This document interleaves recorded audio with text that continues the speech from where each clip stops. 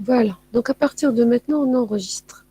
Donc la dernière fois, je vous ai dit que dans l'algorithme de marquage, il y a deux principales procédures. C'est la procédure dans le cas où phi est égal à a phi 1 un tel phi 2, et la deuxième, c'est lorsqu'on a le e phi 1 un tel phi 2. Et je vous ai expliqué que le principe général pour euh, marquer comme ça une formule du Intel, c'est selon la sémantique. Dans la sémantique du Intel, on a je vous ai mis ici donc une séquence pour l'avoir sous les yeux, c'est phi 1, Intel phi 2.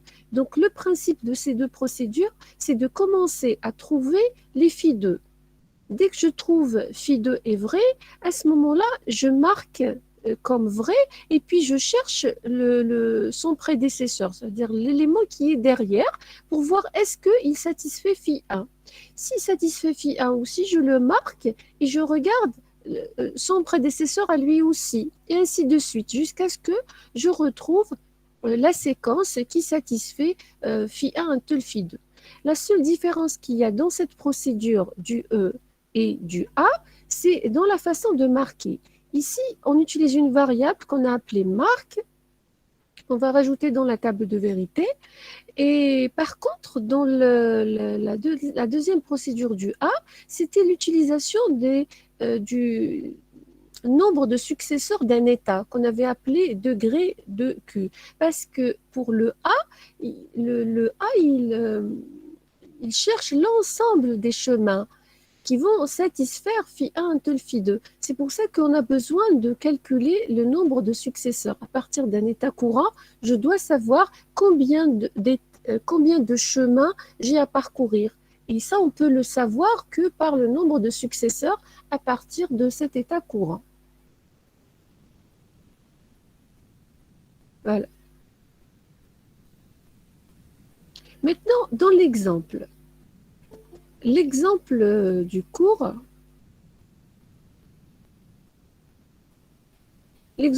donc ça, je l'ai enregistré, je l'ai mis sur la Classroom, mais je vous ai mis aussi le lien, je l'ai mis sur la chaîne YouTube et je vous ai mis le lien sur la Classroom. Donc vous pourrez le revoir après à tête reposée. Pour traiter un exemple, pour voir si une formule est satisfaite sur un modèle, tel que c'est l'exemple ici, il faut avoir sous les yeux votre procédure. Donc moi, j'ai fait en sorte dans la vidéo que vous ayez à la fois le modèle, parce qu'il faut voir à chaque fois dans quel état les propriétés sont vraies. Et puis, il faut avoir sous les yeux la procédure. Je vous ai dit qu'à l'examen, vous allez avoir les procédures comme documentation autorisée. Donc maintenant, chez vous, essayez d'avoir la procédure sous les yeux.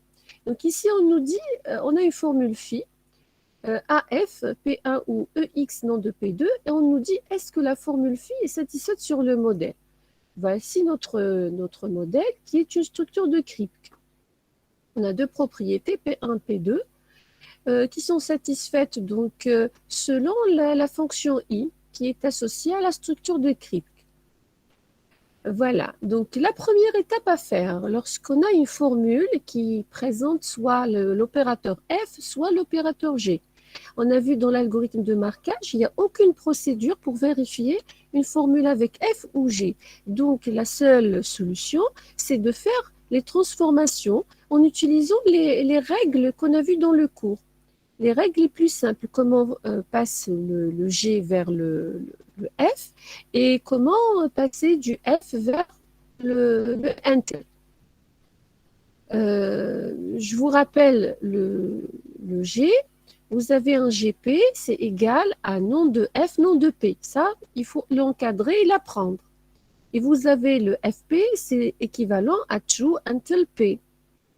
Et puis, vous avez aussi des équivalences entre le quantificateur A et le quantificateur E. Ça aussi, il faut avoir en tête cette règle de transformation. Donc, dans le cas de l'exemple, c'est direct. On a un opérateur AF, on va le transformer en un A Intel. Donc, on a ici AFP1 ou donc tout ça. On peut mettre tout ça comme une formule P'. Moi, je vous conseille toujours de faire ça. Comme ça, vous allez éviter de vous tromper. Quoique ici, c'est direct. Hein. C'est très simple, c'est direct. Donc, ça nous donne un AFP'. Le A, il reste comme ça. Je n'ai pas besoin de le toucher ni de le modifier. Donc, j'ai le FP qui est équivalent directement à toujours un tel P'. Et puis, une fois que vous avez votre transformation, vous remplacez votre P' par son équivalent. Ça, c'est la première étape à faire si, euh, si vous n'avez pas directement la formule de la procédure sous forme d'un A until ou bien de E until tel que c'est donné dans l'algorithme.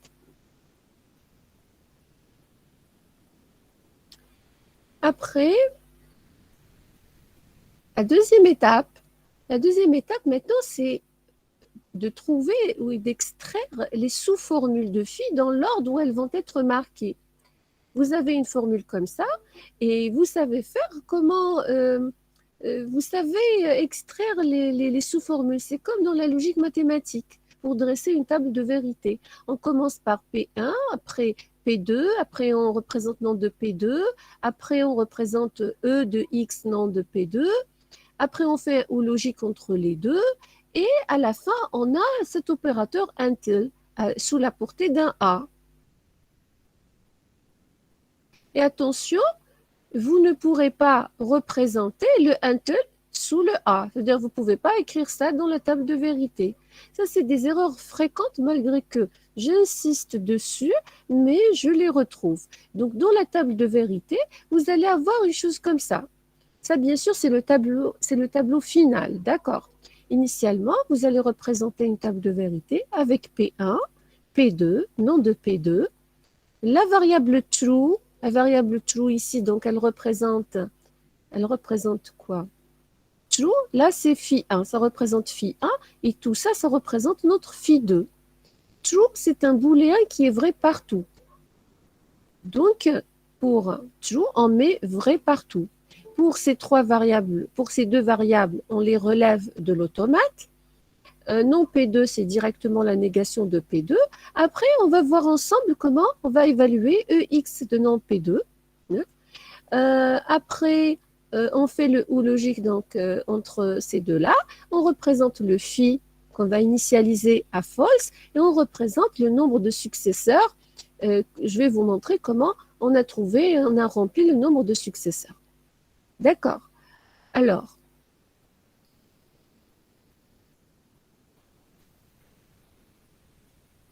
pour P1 et P2, le modèle, il est là. Donc, on a P1, il est vrai à l'état S1 et il est vrai à l'état S8 et il est faux ailleurs. Pour P2, P2, P2 est faux à l'état S0 et il est faux à l'état S8 et il est vrai ailleurs. Voilà pour comment on remplit donc P1, P2. Là, normalement, c'est clair, vous savez faire. Après non P2, donc on a dit c'est la négation de P2. Maintenant, EX de non P2. Comment on va évaluer EX de non P2? À l'état S0, hein, comme état courant, je vais voir est-ce que EX de non P2 est vrai ou faux. Je viens sur mon modèle, je me mets sur l'état S0. Est-ce qu'il existe un chemin dans lequel l'état suivant satisfait non P2? Alors, à partir de S0, je vois que j'ai deux chemins. Il y a le premier et le deuxième. Donc, si je prends le premier, S1, c'est l'état suivant. Est-ce qu'à l'état suivant, j'ai non P2 satisfait? Non, c'est faux. Non P2 n'est pas satisfait parce qu'il y a le P2 qui est satisfait. Je vais voir le deuxième chemin, est-ce qu'il satisfait? Alors, l'état suivant, c'est S5. S5, est-ce qu'il satisfait non P2? Non. Donc, il n'existe aucun chemin à partir de S0 qui satisfait le X non P2. Donc, on va mettre directement ici F. On va voir pour S1. À l'état S1, l'état suivant, c'est S2. Est-ce que à l'état S2, j'ai non P2 satisfait? Non. Donc, directement, c'est faux. Il n'existe aucun chemin à partir de S1 qui me satisfait euh, X non P2. Alors, on va voir par exemple à l'état S6 pourquoi c'est vrai.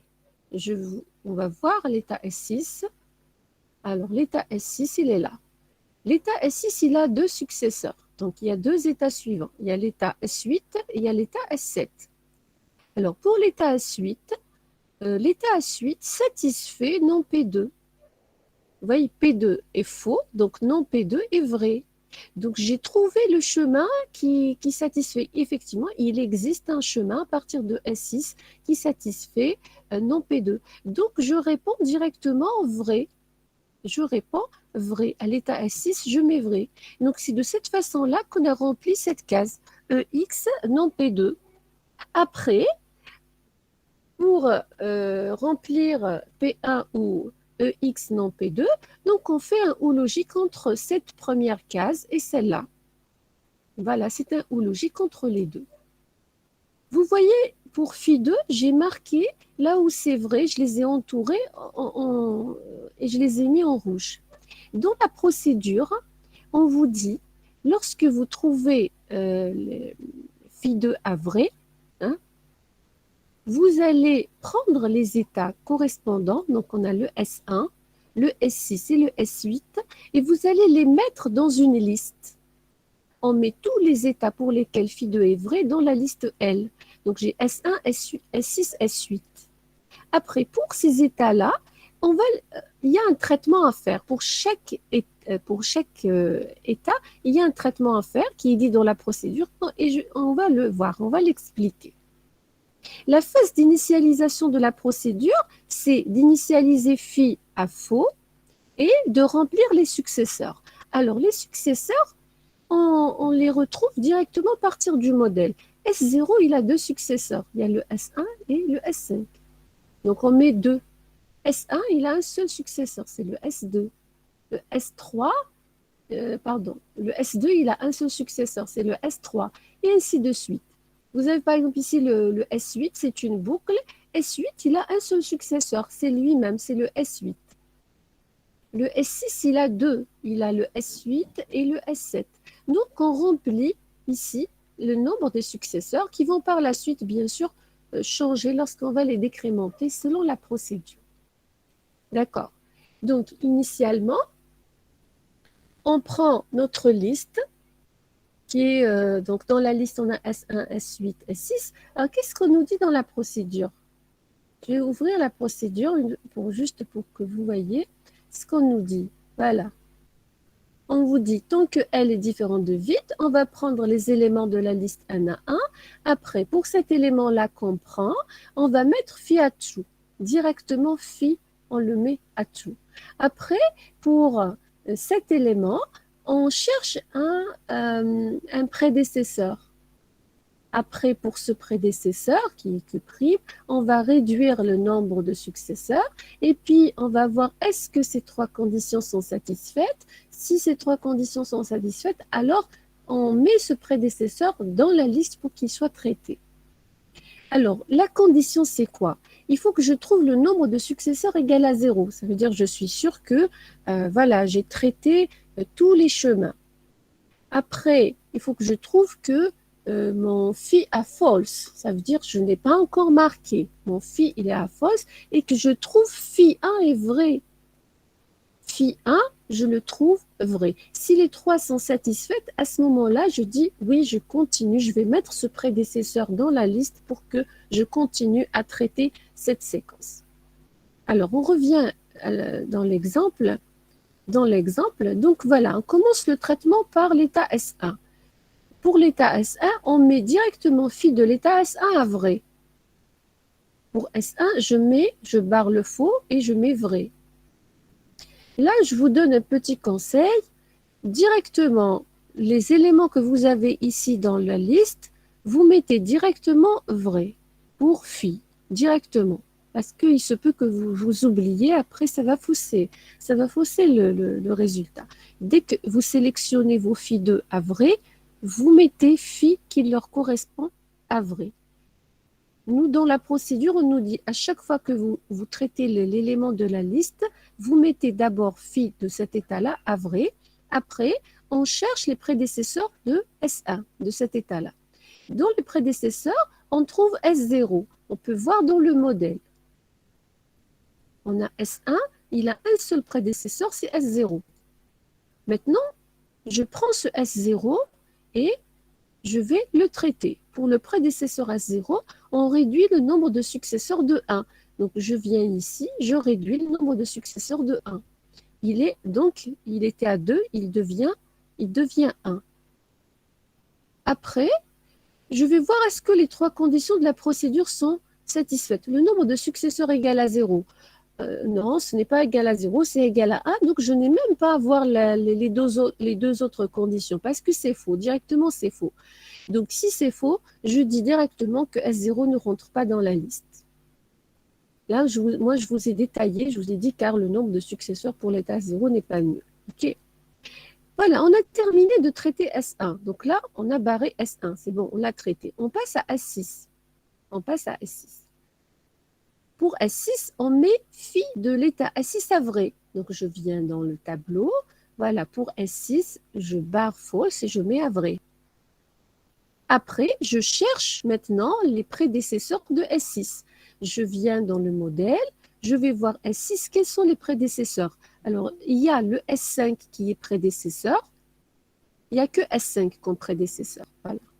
Voilà. Il a deux successeurs, mais il a un seul prédécesseur, c'est le S5. Et puis, je viens traiter S5. Je vais partir ici, dans la table. Je vais réduire le nombre de successeurs de 1, donc ça devient 0. Après, je vois, est-ce que les conditions sont satisfaites? Bon, est-ce que j'ai le nombre de successeurs égal à 0? Est-ce que j'ai phi à false? Et est-ce que j'ai phi 1 à vrai? Si les trois conditions sont satisfaites, S5 va rentrer dans la liste. Oui, je les trouve satisfaites, donc il rentre dans la liste. Vous voyez, je l'ai mis ici en gris. Donc, c'est un autre élément qui vient rentrer dans la liste pour qu'il soit traité.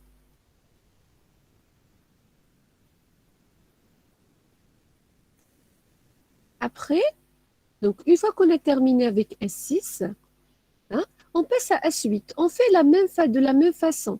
On met phi de l'état S8 à vrai. Après, on cherche les prédécesseurs de S8. Le S8, il a deux prédécesseurs. C'est le S6 et le S8. Moi, je les ai représentés comme ça. Le prédécesseur de S8, c'est S8. Le prédécesseur de S8, c'est S6. Après, vous allez prendre ces états-là N à 1. Pour le prédécesseur S6, vous allez faire les mêmes opérations. C'est toujours la même boucle. On réduit le nombre de successeurs de 1.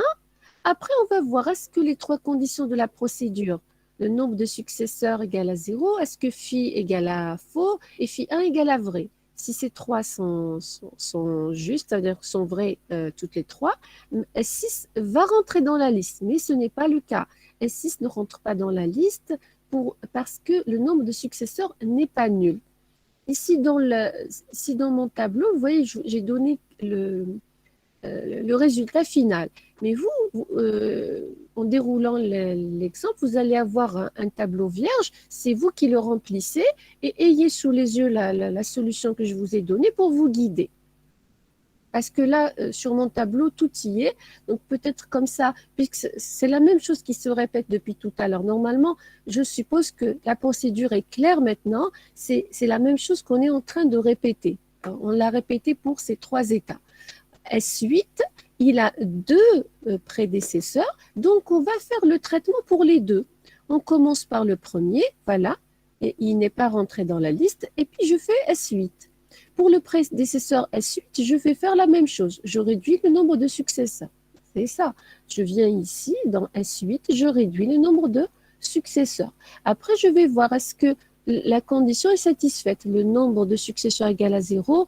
Est-ce que phi est fausse et est-ce que phi 1 est vrai? Si les trois conditions sont vraies, à ce moment-là, S8 va rentrer dans la liste. Bon, ce n'est pas le cas.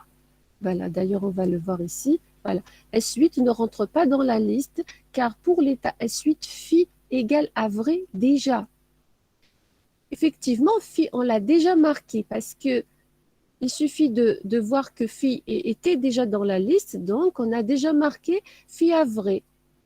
Donc la condition pour qu'un élément rentre dans la liste n'est pas satisfaite. Le phi est déjà marqué à vrai, malgré que j'ai le nombre de successeurs à 0, mais on a déjà marqué phi. D'accord. Voilà donc pour l'état S8, les deux prédécesseurs, on les a traités. Après, on vient faire la même chose pour les autres états qui sont rentrés après. S5, on fait la même chose. Donc, on vient pour l'état 5, je vous ai écrit ici, on rappelle que l'état 5 est rentré à la liste lors du déroulement de la procédure. On met phi de l'état A5 à vrai. Après, on applique le même traitement à l'état A5. On cherche les prédécesseurs. Ici, on a deux prédécesseurs, c'est le S0 et le S7. Donc, on traite pour le prédécesseur, on fait la même chose. On réduit le nombre de successeurs, etc. Ici, on a trouvé donc pour S0, S0 va rentrer dans la liste. Après, pour le prédécesseur S7, on a trouvé aussi que S7 va rentrer dans la liste. Donc, on va les écrire ici, il ne faut pas oublier. Voilà, S7 et S0. Alors là, l'ordre de rentrée n'est pas très important. Par exemple, il y a un qui commence à traiter S0, donc il fait rentrer S0. Il y a quelqu'un qui commence par traiter S7, après il fait rentrer S7. L'ordre n'est pas très important. La boucle, lorsqu'elle va se terminer, elle va se terminer. Bien sûr, si vous êtes pas trompé quelque part dans les prédécesseurs, dans le choix des prédécesseurs, etc. D'accord. Voilà, ici, c'était le S0 qui est rentré au début. Bon, j'ai traité S0, après S7, mais après, lorsque je suis venue écrire, j'ai écrit, voilà, j'ai traité S7. C'est pour ça que je vous fais la remarque. C'est des questions qui viennent généralement. L'ordre n'est pas important. Voilà, d'ailleurs, moi-même, j'ai inversé entre S7 et S0, mais c'est la même chose. Donc, pour l'état S7, on méfie de l'état S7 à vrai, et puis on cherche les prédécesseurs de S7. On a trouvé le S6. Et c'est de la même façon. Ici, le S6 ne rentre pas dans la liste car phi a été déjà marqué à vrai. Phi égale vrai déjà. Et puis, pour l'état S0, on méfie de l'état S0 à vrai. Après, on cherche les prédécesseurs de S0. Pour S0, S0 n'a pas de prédécesseur, donc on ne fait rien.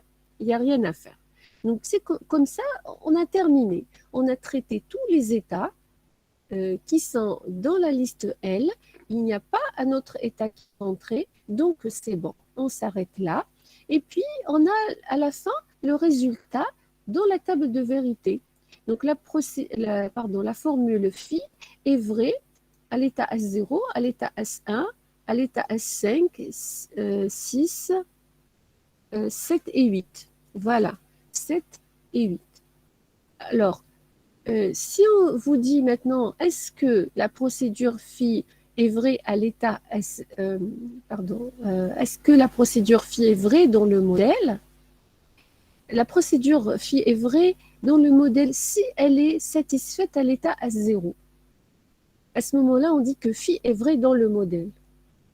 Sinon, si par exemple ici vous trouvez faux et qu'il y a ailleurs des vrais, la formule phi n'est pas vraie dans le modèle, mais elle est vraie dans des états. Au cours de l'exécution du système, la formule peut être vraie, par exemple, dans des états. Mais on ne dit pas qu'elle est vraie dans le modèle. C'est-à-dire selon la question. Généralement, la question, elle est posée clairement dans les exercices. Donc, ici, on répond, on dit que la formule phi est satisfaite dans le modèle parce que phi est vrai à l'état S0. Alors, est-ce que c'est bon pour la procédure du A, qui est du genre A Intel, pour celle-là, A phi, A Intel phi 2? Est-ce que c'est clair pour le déroulement de la boucle? Oui, oui. C'est bon? Très bien. Oui. Donc, si vous avez donc compris pour l'exemple, on va passer à l'exercice où, Madame, oui, s'il vous plaît, oui, on dit la procédure fait est vraie dans des états, on regarde juste l'état. Si c'est oui, vrai, selon la logique CTL, la logique CTL, on vous dit que phi, elle est vraie dans un état bien particulier. D'ailleurs, dans la structure de Kripke, comment on représente les propriétés qui sont vraies, on les annote aux états. On dit la propriété, elle est vraie dans l'état S0, elle est vraie dans l'état S1. Ça, c'est lorsque les formules sont atomiques, donc c'est facile de voir ça. Mais lorsque la formule, elle est comme ça, elle est très complexe, donc on ne peut pas le voir directement sur le modèle. Mais lorsqu'on fait le marquage, euh, on peut trouver que la procédure, voilà, selon la table de vérité, on a celle-là, phi, est vraie à l'état S5. Donc, vous pouvez venir ici dans votre modèle et écrire que phi, au lieu d'écrire P2 par exemple, j'écris phi, elle est vraie à l'état S5 directement. Phi est vrai à l'état S5. Phi est vrai, je ne sais pas où est-ce qu'on a trouvé. Elle est vraie à l'état S0. Elle est vraie à l'état S1. Et ainsi de suite. Vous annotez votre formule phi au modèle. Elle est vraie d'accord, dans madame. des états. Après, la question, ce qu'on vous dit, est-ce que phi, comme ça dans l'absolu, est-ce que phi est vrai dans le modèle? Il faut regarder votre état initial. Sinon, si on vous dit quels sont les états dans lesquels phi est vrai, il faut passer par la table de vérité. Il faut parcourir l'algorithme de marquage et répondre. D'accord, madame, merci. Après, pour l'exercice, dans cet exercice, voilà, on nous donne une structure de crypte M, là, et on nous dit déterminer si la structure de crypte M vérifie les propriétés suivantes à l'état 0. Et la question, comment elle est posée? De vérifier si les propriétés sont satisfaites à l'état 0. Si d'ailleurs les propriétés sont simples, vous pouvez prendre votre état S0 comme état courant.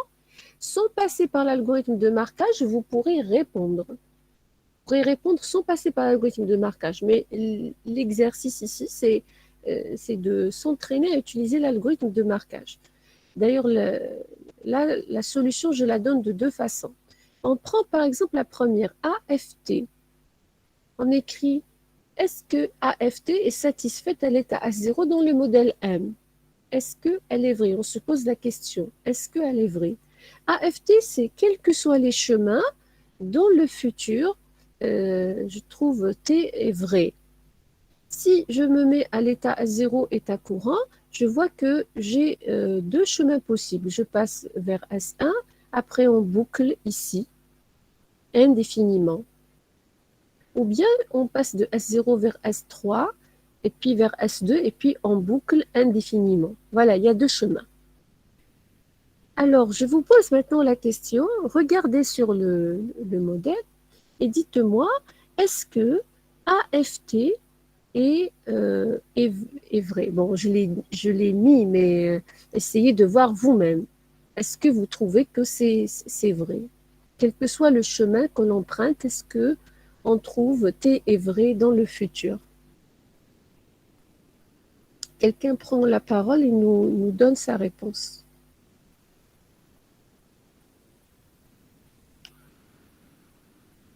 Voilà, T est vrai à l'état S1. Alors, quelqu'un, est-ce que vous voyez? Est-ce qu'il faut le voir maintenant? Si vous le voyez maintenant, ça veut dire que vous avez compris. Est-ce que vous voyez AFT sur le modèle? Oui, Oubliez madame. l'algo. Vous voyez? Voilà. Allez vous dire. Hmm, allez-y, parlez. Dites-moi, est-ce que vous voyez AFT? Oui, on le voit. très bien, il est vrai. Si on prend le... Il y a quelqu'un qui parle. Alors ici, si on part, on prend le premier chemin. À partir de S0, voilà, il y a T qui est vrai dans le futur. Ça, c'est le premier chemin. Si j'emprunte le deuxième chemin, ou si T est vrai dans le futur, je viens comme ça et j'arrive à S1 où T est vrai dans le futur. Donc, quel que soit le chemin emprunté, T est vrai dans le futur, d'où AFT est vrai. D'accord, est vrai à l'état Pardon. S0. Oui. Madame, j'ai une question. Si par exemple on n'avait pas T dans l'état S1 et S2, mais on l'avait dans l'état S0, est-ce que dans ce cas, genre AFT est vrai? Vu AFT que est vrai. Oui, c'est vrai, parce que le présent, il fait partie de la sémantique du F. Mais là, le T on l'a que dans S1. On n'a pas le T ailleurs, hein. On a le T ici seulement. Là, si vous voyez bien, voilà. Voilà. Il y a le T juste dans S1. D'accord. Après, donc ici, notre formule, elle est de AFT. On transforme le F en un until directement. C'est true until T. Et puis, donc, on se retrouve avec la première, plutôt la deuxième procédure du A, phi 1, until phi 2. Notre phi 1, c'est un true, et le phi 2, c'est T. Alors, on prend les valeurs de T du modèle. Donc, T est vrai à l'état S1 seulement. Ailleurs, c'est faux. Notre phi, donc, c'est ça. Et puis, on représente le nombre de successeurs selon ce que nous dit la procédure. Voilà, S0, il a deux successeurs. Puis S1, il a un seul successeur. S3, un seul successeur. Voilà. Et on fait de la même façon, tel qu'on a expliqué tout à l'heure. Vous regardez votre phi 2, où est-ce que vous trouvez vrai, vous le mettez dans la liste. Directement pour les éléments que vous avez mis dans la liste, votre phi prend la valeur vraie. Après, vous commencez à traiter votre procédure. Pour l'état S1, donc on vous dit, vous mettez votre phi à vrai, bien sûr qui est initialisé à faux, je ne l'ai pas dit, mais c'est clair normalement maintenant. On cherche les prédécesseurs de ce S1. On a trouvé S0, S2. Vous prenez ce S0, vous diminuez le nombre de successeurs. Après, vous regardez, est-ce qu'il va rentrer dans la liste ou pas? Est-ce que les conditions sont satisfaites pour qu'il rentre ou pas? Soit il rentre, soit il ne rentre pas. S'il rentre, vous le mettez ici dans la liste. S'il ne rentre pas, c'est bon, on continue. On continue avec l'autre prédécesseur qui est le S2. Vous venez toujours dans S2, vous diminuez le nombre de successeurs et puis vous regardez est-ce qu'il va rentrer dans la liste ou pas. D'accord. C'est de la même façon que l'exemple de tout à l'heure que vous allez faire cet exercice-là. On va voir celui qui arrive. Ok. Alors. Normalement, pour cette procédure, c'est la même façon. Suivez ces étapes-là et vous allez retrouver le même tableau que je vous donne ici, c'est-à-dire les mêmes valeurs de ce tableau. Il faut dérouler. Bon, je ne pourrais pas en reprendre. Ça ne sert à rien que je vous répète à chaque fois la même chose. Il vaut mieux que je vous ai expliqué plusieurs fois cette procédure, comment elle fonctionne. Maintenant, il faudrait le faire vous-même sur papier en suivant ces notes-là que je vous ai mis sur Word. Maintenant, pour la deuxième, par exemple, qui est demandée. Là, c'est un EFQ. Est-ce que EFQ est satisfaite à l'état S0 du modèle M? Alors, sans passer par l'algorithme de marquage, on va voir sur le modèle. EF. À partir de S0, est-ce que EFQ est vrai? Ça veut dire est-ce qu'il existe un chemin dans lequel on va trouver Q vrai dans le futur? On a deux chemins à partir de S0. À partir de celui-là, on va trouver que vrai ici. À partir de là, on va trouver déjà, voilà, Q qui est vrai. Donc, il existe déjà au moins un seul chemin. Donc, c'est vrai à l'état S0. Ce que j'ai oublié de vous dire tout à l'heure, c'est que lorsqu'on...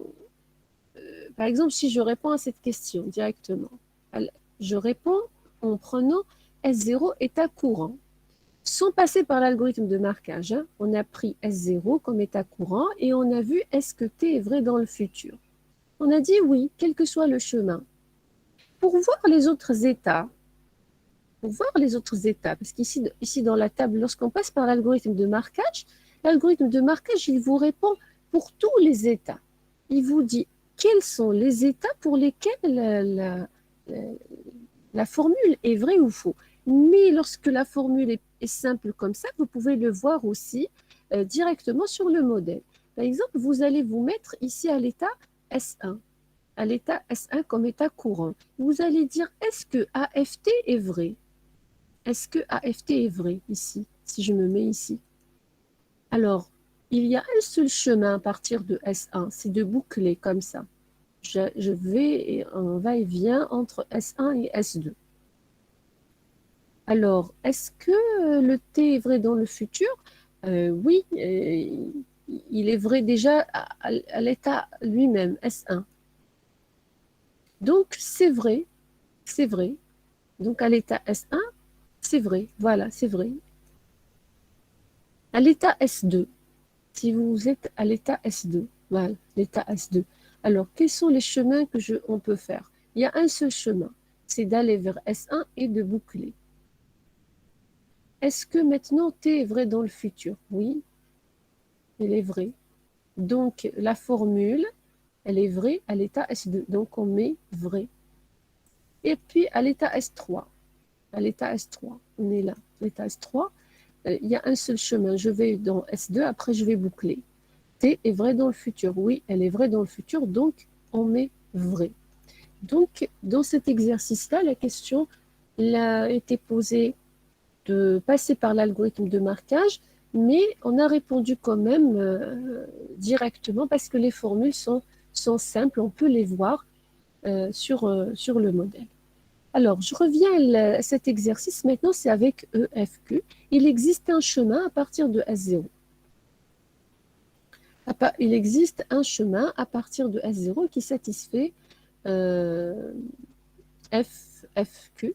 On a dit que c'est vrai. Voilà. Voilà, il y a le chemin déjà comme ça, il y a le chemin. Les deux chemins déjà satisfont Q vrai dans le futur. Alors, maintenant, pour faire la procédure avec le E, on revient ici dans le... on va voir. Voilà. Avec phi 1 until phi 2. Alors, quelle est la particularité qu'on nous dit? Une fois qu'on a fait le marquage, on prend la liste L. Après, on définit une variable marque. Au lieu que ce soit le nombre de successeurs, ici, une variable qu'on va appeler marque, appeler-la M, comme vous voulez. On va l'initialiser à false pour tous les états dans la table de vérité. On fait l'initialisation pour phi partout pour tous les états. Après, on va commencer à traiter les éléments qu'on a mis dans la liste. Les éléments qu'on met dans la liste sont les éléments pour lesquels phi 2 est vrai. On traite donc les éléments de la liste un par un, de la même façon. À chaque fois qu'on prend un élément de la liste, on met phi à true. Après, on cherche les prédécesseurs. On cherche les prédécesseurs Q'. Pour chaque prédécesseur, donc pour le prédécesseur, on regarde la variable marque. Si elle est à fausse, on la met à true. Là, on vous dit si la marque elle est à fausse, donc vous allez la mettre à true. Par la suite, vous allez voir est-ce que votre phi 1 est vrai. Si le phi 1 est vrai, à ce moment-là, je le mets dans la liste pour continuer à traiter. Donc, c'est de la même façon. On cherche d'abord des phi 2. Après, on voit est-ce qu'on trouve le phi 1 pour le mettre dans la liste. Non, c'est pas ici, c'est là. Voilà. Alors, voilà. EF, on a la formule EFQ. On l'a transformée directement en true until Q. C'est la transformation est directe. Après, voilà notre table de vérité. Le phi 1, c'est true. Le phi 2, c'est la variable qu'on a relevée directement du modèle. Donc, Q est fausse à l'état S0 et S1. Voilà. Voilà. Q est vrai à l'état S3 et à l'état S2. Voilà, c'est ce qu'on a fait. Phi, initialement, vous allez mettre tout à faux.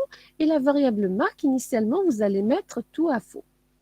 Et vous allez faire sortir les états pour lesquels phi 2 est vrai. On les met dans la liste S2 et S3. D'accord. Ceux-là, ce sont ceux qui sont rentrés après. Donc, je les mets en gris, comme ça. Okay.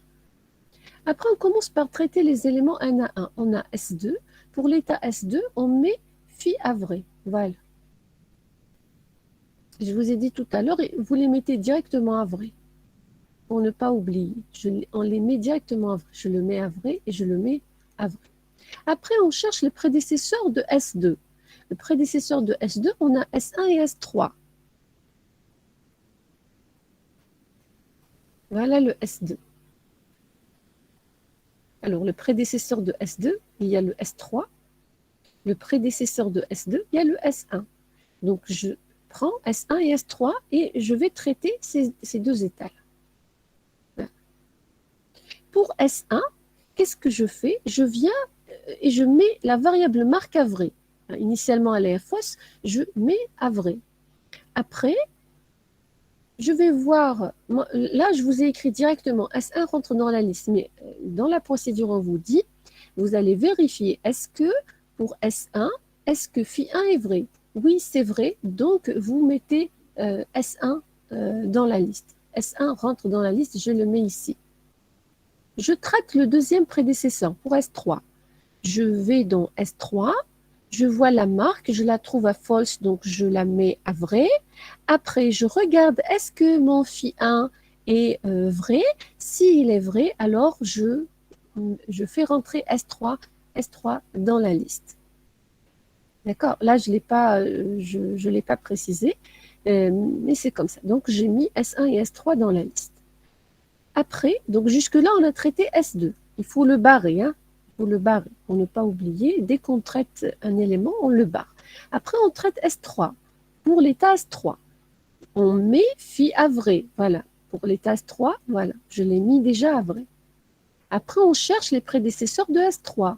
Dans le modèle, on trouve que S3, il a un seul prédécesseur, c'est le S0. Le voilà, le S3. Son prédécesseur, c'est le S0. Il en a un seul. Voilà.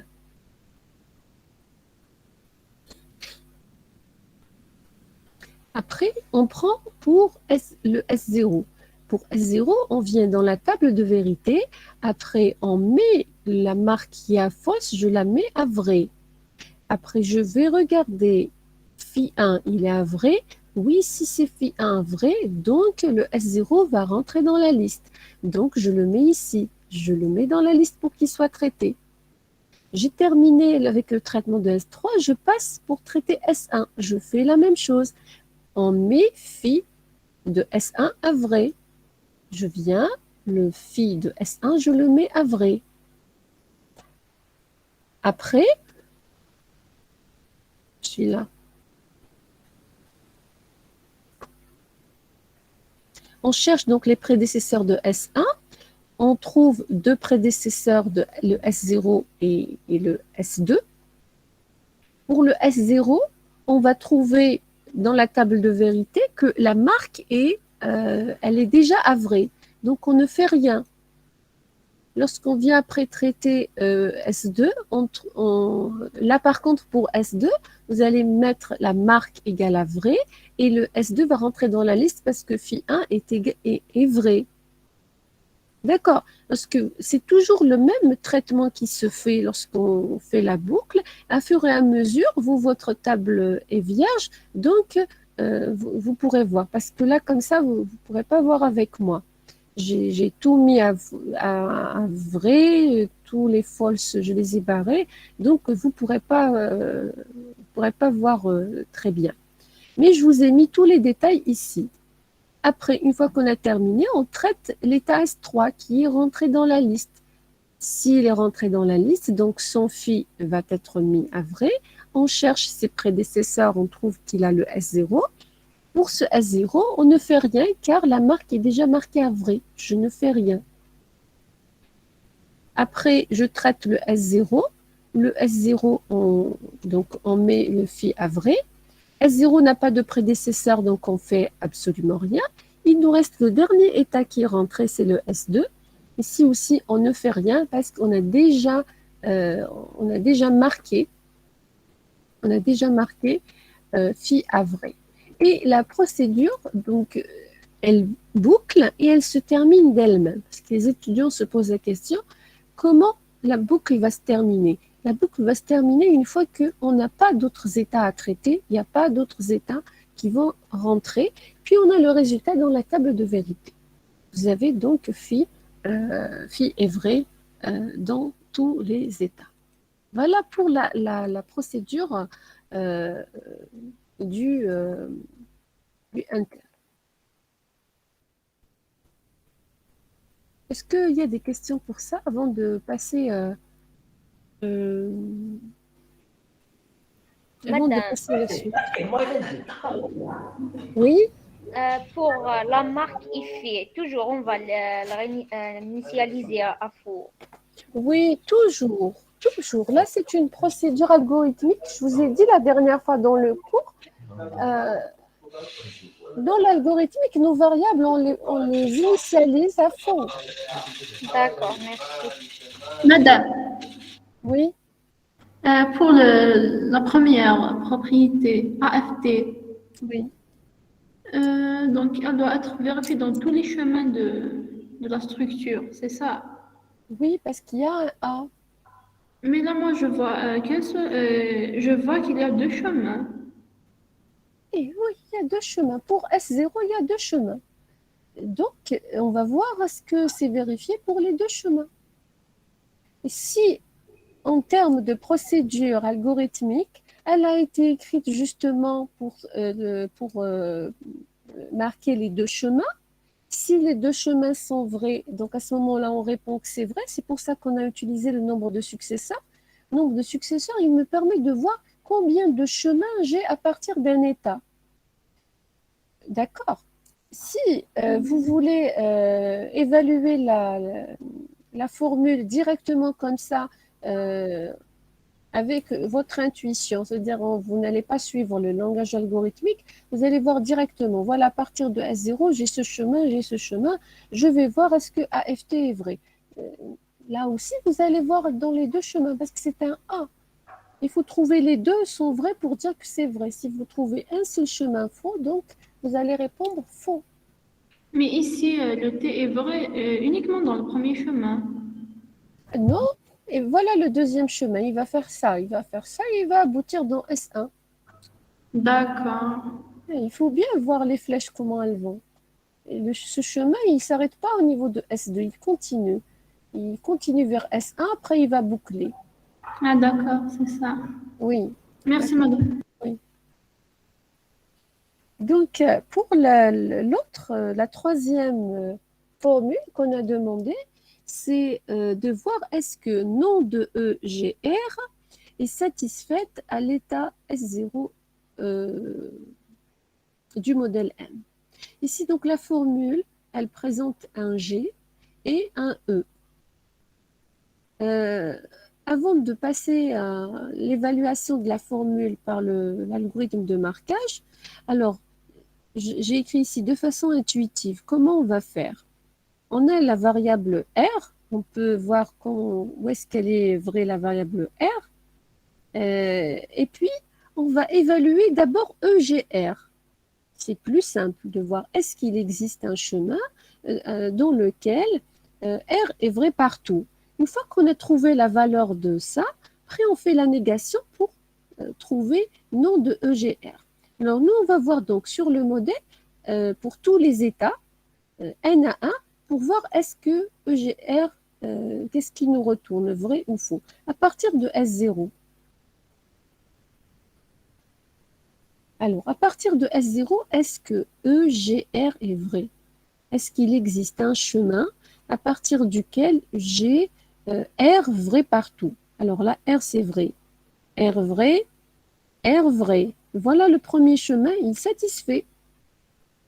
Donc, je peux dire qu'à partir de S0, je peux dire que EGR est vrai. Je ne m'intéresse pas à l'autre chemin. Déjà, il me suffit de trouver un seul. Il y a R, R, R, et puis ça va boucler avec R. Donc, le premier chemin est satisfait. Il y a quelqu'un qui arrive. Oui. Voilà. Donc, voilà. Ici, j'ai mis vrai. Maintenant, pour S1. À partir de S1, on est là. Est-ce qu'il y a un chemin qui satisfait EGR? R, R, puis ça va boucler R, R, mais R est vrai partout. Donc, c'est vrai. Pour S2, S2, il y a le R qui est satisfait, le R qui est satisfait, donc on va trouver EGR est satisfait. Pour S3, il y a le chemin comme ça, S3, S2, et puis ça va boucler ici. Là, c'est faux.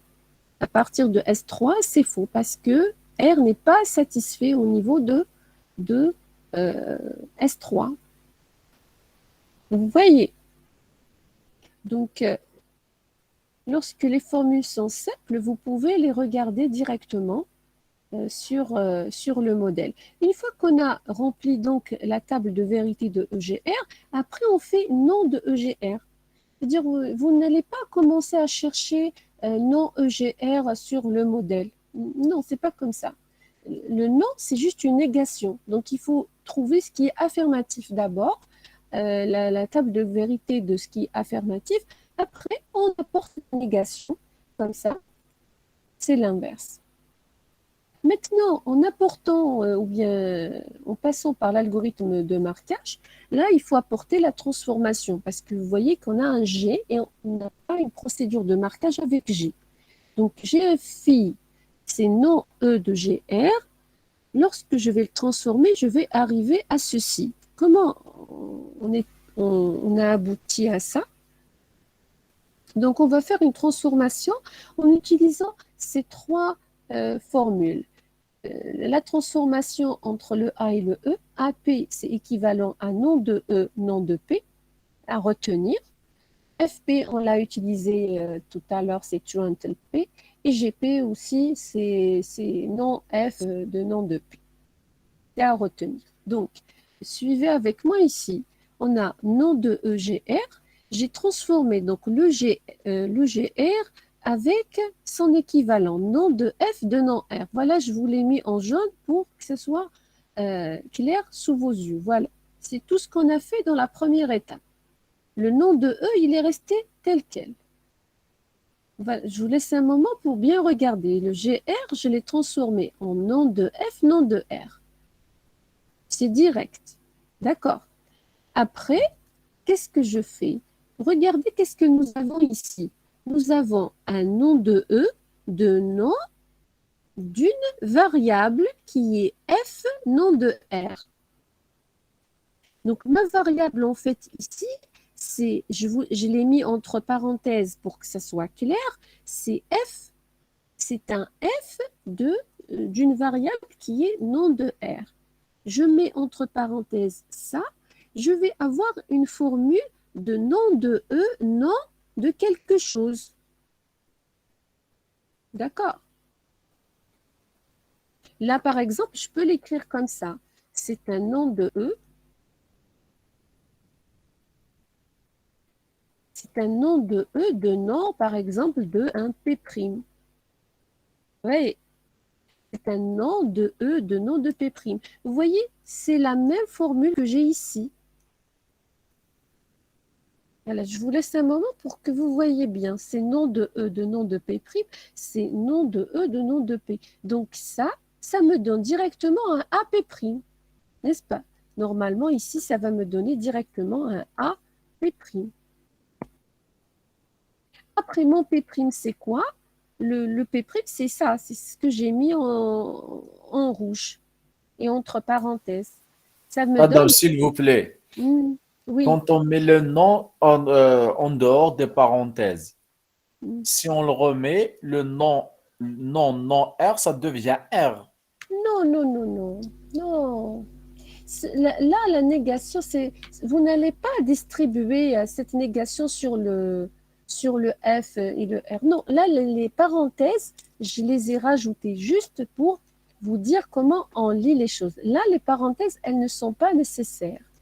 Là, cette négation-là, c'est la négation de l'opérateur F. D'accord? D'accord, Après, voilà, la négation, c'est la négation de l'opérateur F.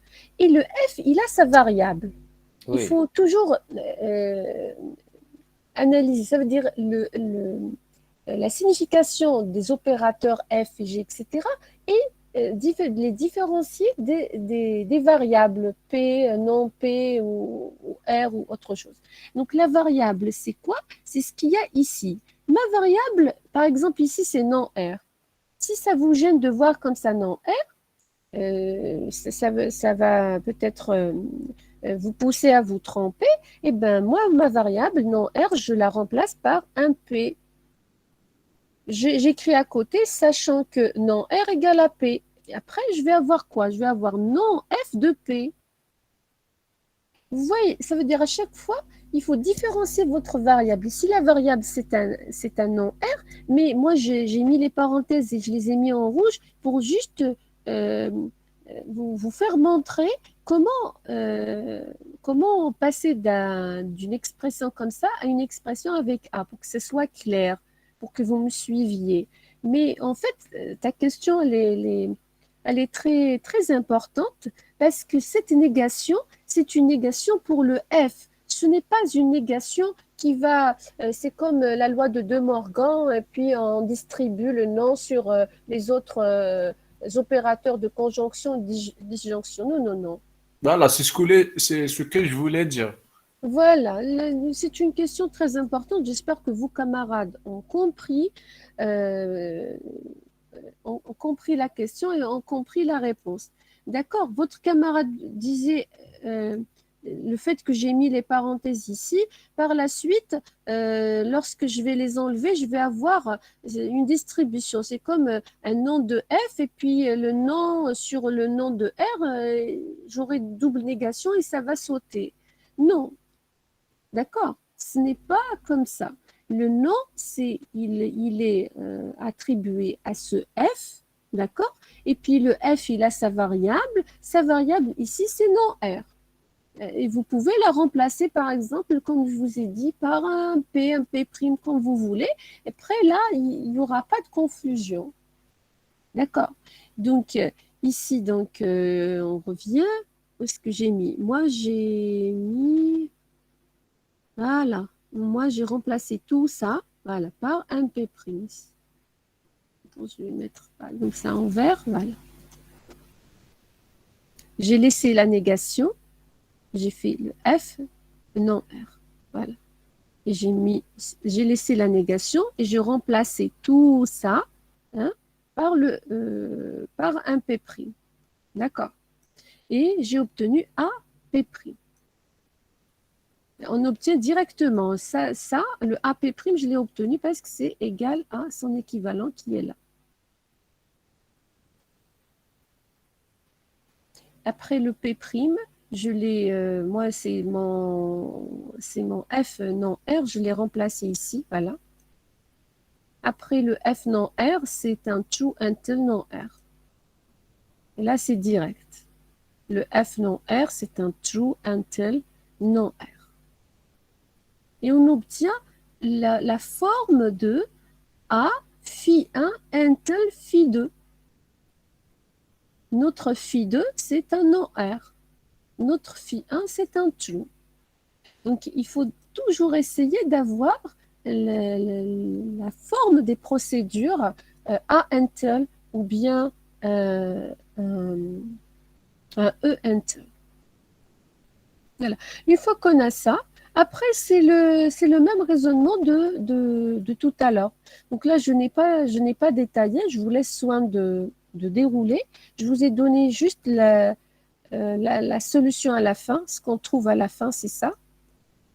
Je n'ai même pas donné les initialisations, etc. J'ai donné le nombre de successeurs et puis le résultat, c'est ça. Le résultat que vous allez avoir à la fin. Et ça, c'est la table de marquage de la fin. Et c'est le même résultat d'ailleurs. Voilà, c'est 3F, 3 false est vrai. Voilà, 3 false est vrai. C'est ce qu'on a obtenu tout à l'heure en déroulant sur le modèle. Alors, là, la dernière, ici, c'est AG de R ou Q. Quel que soit le chemin, dans tous les états, on trouve R ou Q vrai.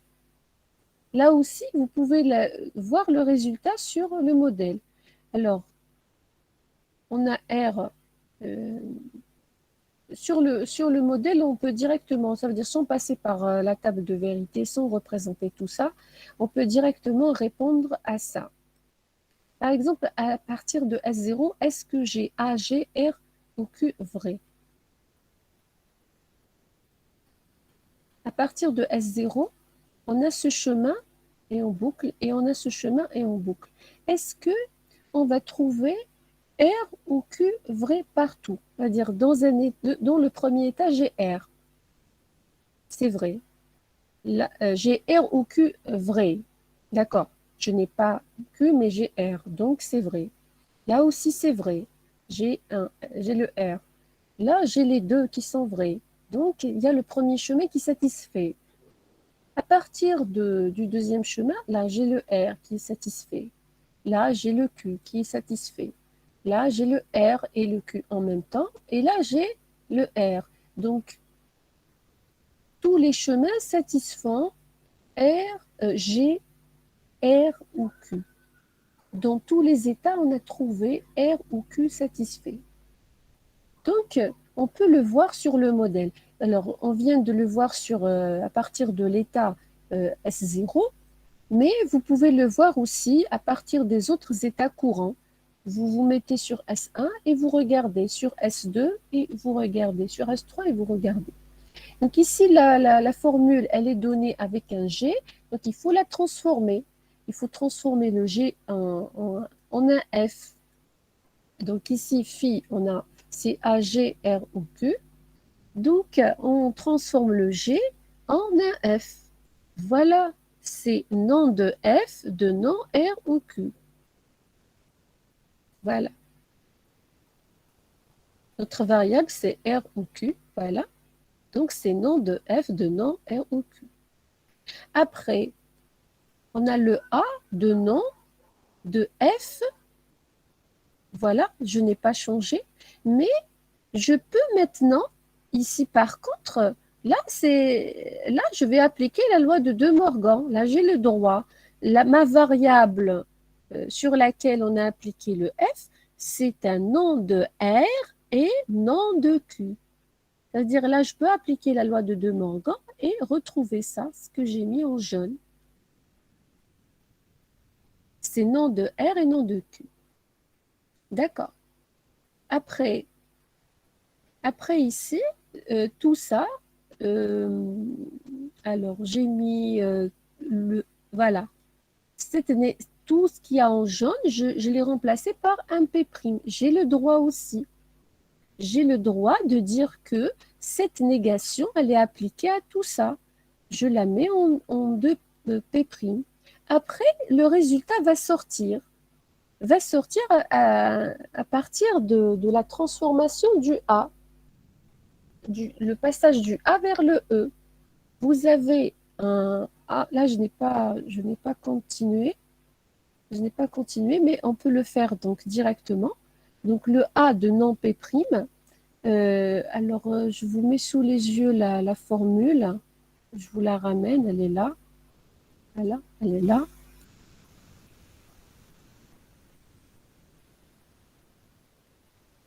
Elle est là. Voilà. On a un AP qui est égal à non E de non P'. Donc, qu'est-ce qu'on a ici? On a un A non P'. Donc, pour avoir ça, il suffit, ici, je mets une négation, je peux faire rentrer une négation.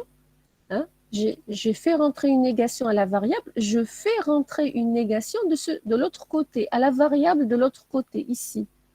Ici, j'ai le droit de faire rentrer une négation. Donc, j'aurai une double négation, elle va sauter, et j'aurai quoi? J'aurai ça. Les doubles négations vont sauter, et je vais avoir ça. Est-ce que c'est clair ici? Ce que j'ai fait ici, est-ce que Madame, s'il vous plaît, vous pouvez répéter. oui. Ça, c'est la règle qu'on a encadrée. Un AP, c'est nom de E de nom de P.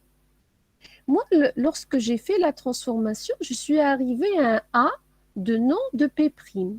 Et moi, il faut que je transforme ça de telle sorte à ce que il faut que j'enlève ce nom qui me gêne ici. Il faut que j'ai soit il faut que j'ai une formule de la forme A, ou bien nom de A, ou bien E, ou bien nom de E. C'est-à-dire à la fin, pour que je puisse appliquer la procédure, les procédures de mon algorithme de marquage. D'accord. Ici, comment je vais faire pour enlever cette négation-là? Comment je vais faire? Pour enlever cette négation, donc ici, si dans la règle, si j'ai une négation ici, donc je fais rentrer une négation à la variable P, je vais faire non de P. Donc de l'autre côté, il faut que je fasse rentrer une négation. J'ai le droit de le faire en mathématiques, mais des deux côtés de l'égalité. J'ai fait rentrer une négation à la variable, donc elle devient non P.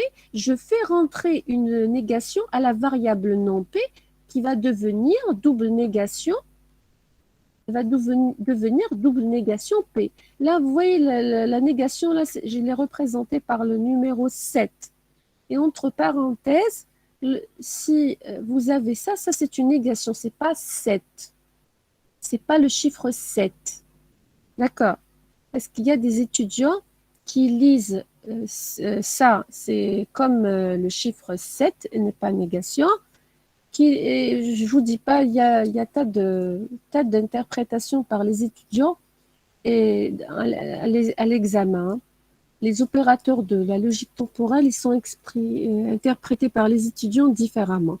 Donc ça, c'est juste mathématique. Je me retrouve avec une double négation de ce côté, donc elle va sauter. D'accord? Ici, ça va sauter. Ça va sauter. Ça va devenir comme ça. Donc, on a A non P, c'est A non P', donc qui va me donner directement une négation de E P'. Ça va me donner directement ça. Pardon, la négation n'est pas ça. Alors,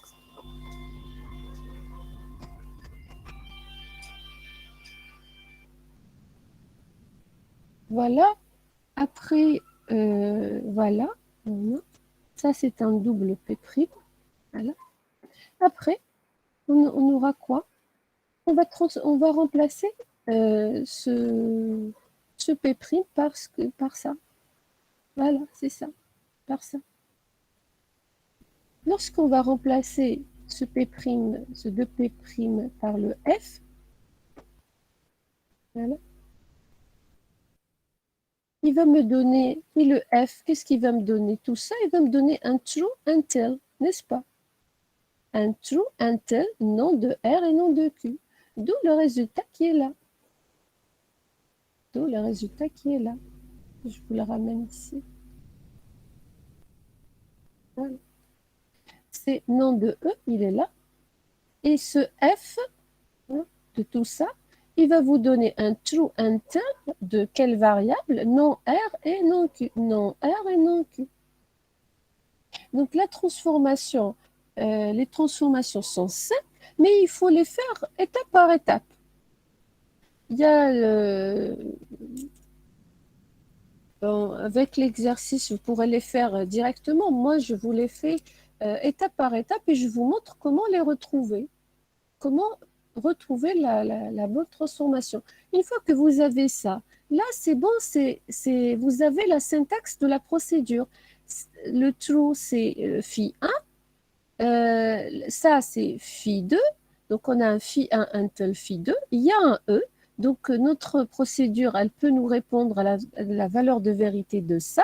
Une fois qu'on a fait ça, après, on fait rentrer la négation pour retrouver le résultat final. Donc, voilà la table de vérité, comment elle va se présenter. Le phi 1, c'est true. Phi 2, c'est non R et non Q. Voilà. Pour retrouver la valeur de vérité de ça, il faut bien sûr avoir la table de vérité de R et Q, et puis de non R et non Q. On fait un et logique entre les deux. Donc ça, c'est réglé. Une fois que vous avez cette table et cette table-là, puisqu'il s'agit d'un E, on doit définir une variable marque, et puis on fait notre procédure pour retrouver la valeur de vérité de ça. Une fois qu'on a trouvé la valeur de vérité de ça, après, on met une négation pour avoir ça, voilà, pour avoir le phi qui est demandé dans l'exercice.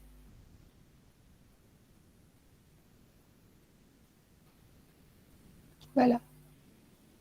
Voilà, je ne sais pas ici, est-ce que je vous ai mis le tableau. Normalement, c'est le tableau final.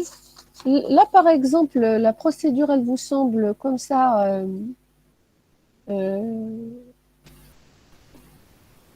complexe. Alors, pour phi 2, on a trouvé phi 2 partout faux. Donc, c'est directement faux. Est-ce que vous voyez ce que je veux dire? Il n'y a aucun phi 2 qui est vrai. Ça veut dire que c'est bon. On n'a rien à faire. Il n'y a absolument rien à faire. Je ne sais pas où est-ce que les... Exactement, il n'y a absolument rien à faire. Il suffit de donner juste comme ça la table, quoique la formule, elle paraît complexe, mais en fait, par la suite, dans la table, il n'y a rien à faire. Oui. Puisqu'on a trouvé fait de égal à faux dans tous les états, donc il n'y aura pas la liste. Ah, il n'y aura pas la liste. La liste est Oui. vide. Voilà, la liste est vide. D'ailleurs, on va voir ici.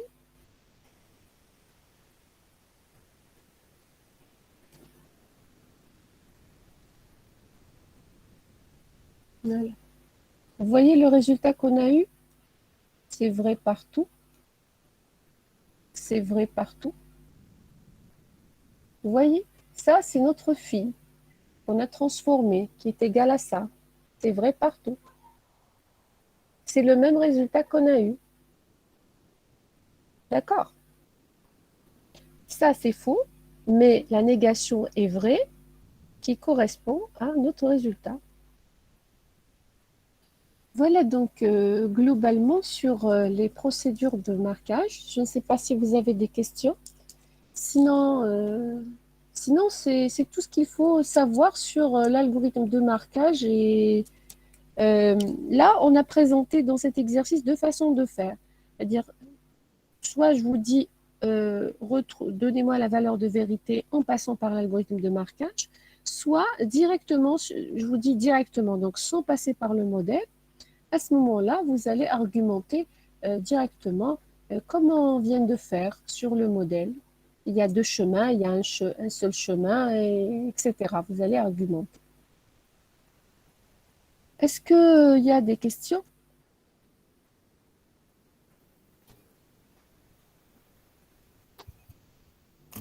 Madame, pardon, dans le dernier tableau, Oui. le true, ça veut dire quoi dans le modèle? On a E, true, until, non R ou non Q.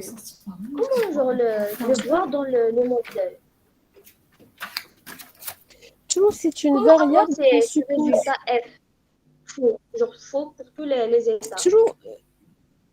Non, true, vous n'allez pas le voir sur le modèle. True, c'est une variable qui est vraie partout. C'est une variable. Vous n'allez pas avoir true dans le modèle.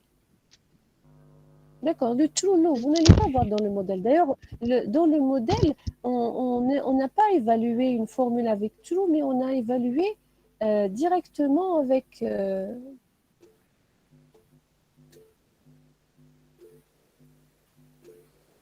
ouvrir la file d'attente. Il y a quelqu'un qui demande la main. Levez la main. Comment on va arrêter? Il y a quelqu'un qui a levé la main. D'accord. Je vais vous donner la main. Je ne sais pas. C'est quoi fille? Eril Fatah. C'est quoi fille? Fille, c'est la propriété. Fille, c'est notre propriété. Celle, c'est sa fille. C'est la propriété fille. D'accord. Alors, pour la demoiselle qui vient de poser la question, alors, true, on ne va pas le voir sur le modèle. True, until fit, c'est la transformation, de l'opérateur F en l'opérateur until. Lorsqu'on voit sur le modèle, on voit directement avec le G, on voit avec le F. Vous voyez, comme tout à l'heure, lorsque je vous ai demandé d'évaluer A, G, R, E ou Q sur le modèle, vous avez pu voir parce que vous savez comment évaluer G. G, c'est lorsque c'est vrai partout, dans tous les états. Et vous savez, c'est quoi le F? C'est lorsque vous trouvez une formule vraie dans le futur. Et également pour le X. Ça veut dire, sur le modèle, on évalue les expressions qui sont comme ça, pas les transformations. Celui qui a levé la main, il peut prendre la parole. Je n'ai pas trouvé votre nom. Celui qui a levé la main.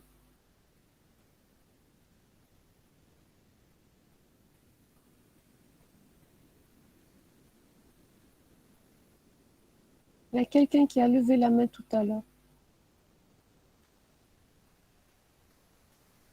Celui qui a posé la question sur fille, est-ce que c'est clair?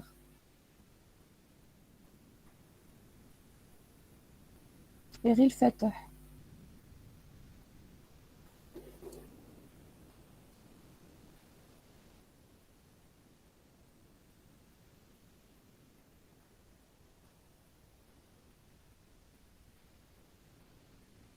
Est-ce qu'il y a d'autres questions? Non?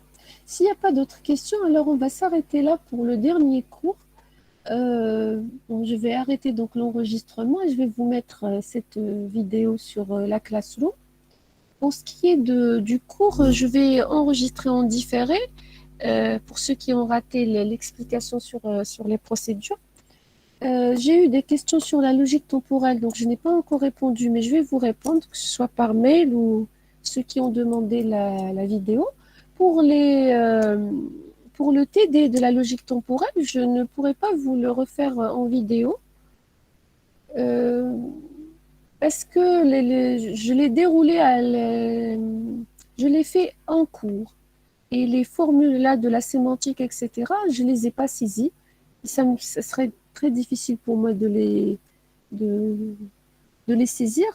Si vous avez des questions, vous me les écrivez, mais ça m'étonnerait que je vous refasse le premier exercice que j'ai fait en cours en vidéo. Voilà, donc si vous n'avez pas de questions, on va s'arrêter là. Ok, c'est bon?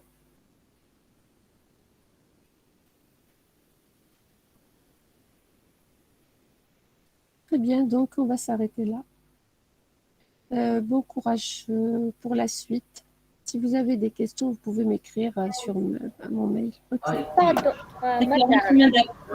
Oui. Madame, il n'y aura pas Oui. une séance de révision. Si vous voulez, écrivez-moi et D'accord. proposez-moi une date et on va organiser ça. D'accord. Très bien. Madame, à propos de l'évaluation, Oui. pour lui. L'évaluation, Ouais. pour l'évaluation sur la logique temporelle, vos camarades m'ont dit que ils voudraient bien la reporter, ben on la reporte, il n'y a pas de souci pour l'évaluation. Je pensais que vous posiez la question sur l'examen. Sur l'examen, il va y avoir exercice de modélisation, il va y avoir de la sémantique sur la logique, il va y avoir, comme ça, comme les exercices de TD qu'on a fait sur la logique, il peut y avoir des expressions où on va demander de voir est-ce qu'elles sont valides, etc. Pas de question de cours. Peut-être il va y avoir des questions de cours, mais sont des questions toutes simples sur le premier cours, sur le tout premier cours, sur le cours d'introduction. Ah, madame, faire les questions de cours 4 كان les exos. C'est صحة مدام ميزيك زوكان. sont simples les questions de cours, c'est pas des questions difficiles. Parce que passe le module, il ça les questions de cours. Vous savez, ce qu'il faut retenir pour le premier cours, je l'ai déjà enregistré sur la vidéo, le résumé là, je vous ai mis résumé sur le premier cours introductif, résumé. C'est tout. Les questions de cours, comme quoi? Qu'est-ce que c'est que le modèle check-in? Est-ce que le modèle check-in, c'est de la validation? Est-ce que c'est de la vérification? C'est quoi une propriété de sûreté? C'est quoi une propriété de vivacité? C'est des choses que vous devriez connaître. Réponse en une phrase. Donnez-moi un exemple d'un système critique. Qu'est-ce que c'est qu'un système critique? Pourquoi, par exemple, pourquoi faire la validation formelle? Pourquoi passer par une vérification formelle? C'est des choses que l'étudiant doit retenir et il doit répondre en une seule phrase, courte. S'il n'a pas de réponse à ça, ça veut dire il n'a pas retenu l'essentiel du cours. Généralement, ce sont ces questions-là que je répète et qui se répètent, c'est tout. Il n'y a pas de questions de cours. Dans mon cours, il Et n'y a ces pas questions de... de cours, elles seraient sur combien de points? Oh non, là, je sais pas. Je sais pas, je ne vais pas vous dire ça. Généralement, c'est un point, 2 points pour une question de cours, pas plus. Mais vous pouvez voir les sujets que je donne, les sujets des années précédentes.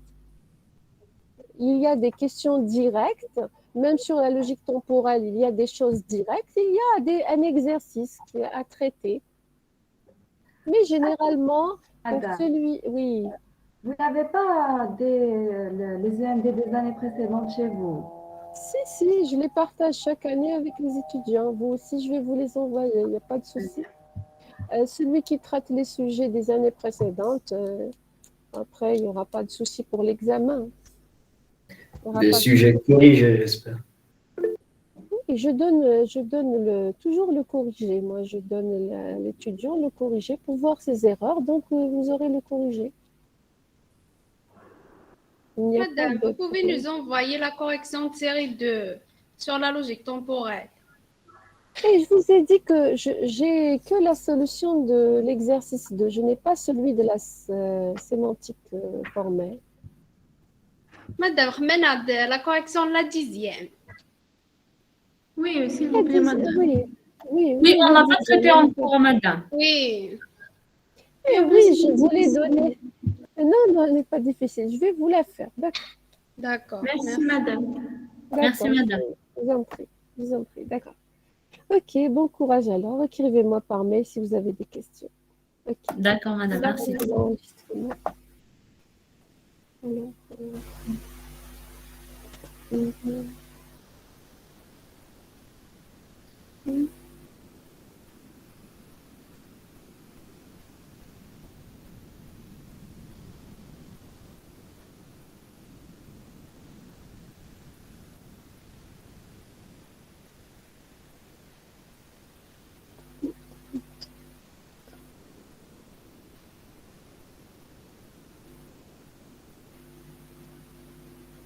Madame, Oui,